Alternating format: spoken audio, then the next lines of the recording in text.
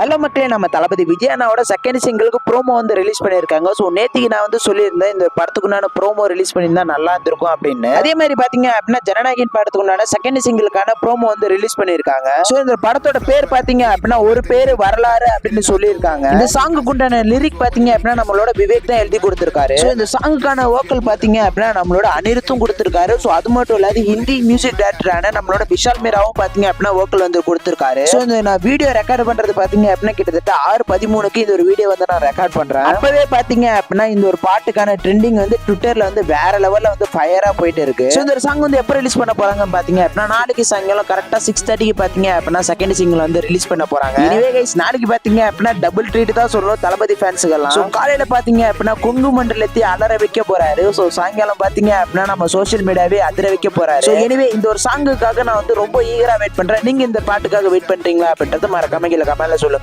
என் நெஞ்சில் குடியிருக்கும்